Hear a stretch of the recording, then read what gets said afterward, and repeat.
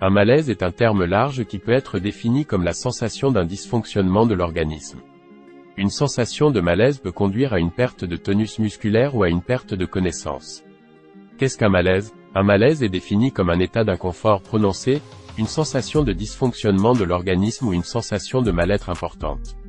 Il se traduit par des troubles de la vigilance et de la conscience, pouvant conduire soit à une perte de tonus musculaire, nommée hypotonie, soit à une perte de connaissance transitoire. Un malaise apparaît généralement de façon brutale. Si son développement est progressif, le malaise évolue très rapidement, en quelques minutes. Un malaise est limité dans le temps. Son intensité est variable et dépend avant tout de son origine. Quels sont les différents types de malaise? Derrière le mot malaise, on peut distinguer le malaise lipotimique. La lipotimie se caractérise par une sensation de malaise sans perte de connaissance. Soudain et passager, un malaise lipotimique se manifeste généralement comme une sensation de vertige. La syncope, elle désigne un malaise accompagné d'une perte de connaissance brève, brutale et totale. Une syncope est provoquée par une baisse de débit sanguin cérébral.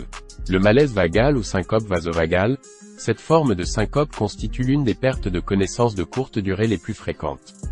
Le malaise vagal est dû à un déséquilibre entre le système nerveux parasympathique permettant de ralentir le rythme cardiaque et le système nerveux sympathique permettant de l'accélérer. Les crises convulsives. Le malaise s'accompagne d'une perte de connaissance brutale, d'une chute et de convulsions. Quelles sont les causes fréquentes de malaise? La survenue d'un malaise peut être favorisée par certains facteurs comme le stress, l'anxiété, l'angoisse, la panique. Un état d'hypoglycémie, malaise hypoglycémique. Un choc émotionnel, malaise émotionnel. Des phobies, une forte chaleur, la déshydratation, la prise de certains médicaments, la fatigue. Quelles sont les causes pathologiques d'un malaise?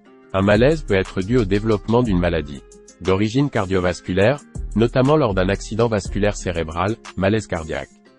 D'origine neurologique, notamment lors des crises épileptiques, malaise épileptique. Quelles sont les personnes à risque de malaise? Étant donné les différentes formes de malaise, tout le monde est concerné par le risque de malaise.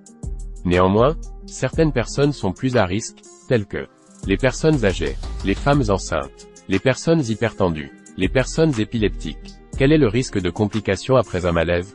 Bien qu'un malaise soit transitoire, il peut avoir des conséquences sur le long terme. Celles-ci peuvent impacter différents organes. La survenue et la gravité de ces conséquences dépend notamment de l'origine du malaise, des symptômes associés, et de la survenue ou non d'une perte de connaissance. Le risque de complications est plus élevé en cas de malaise à répétition et de crise convulsive. Un avis médical et des examens sont nécessaires. Quels sont les symptômes d'un malaise? Selon les cas et les personnes, un malaise peut se traduire par des symptômes différents tels que des sensations de rotation, de déplacement ou encore d'instabilité, une faiblesse plus ou moins intense, des bouffées de chaleur, des nausées, une pâleur, des sueurs, des troubles de la vision, des troubles de l'audition, une perte de connaissance brève, une chute, des convulsions, etc.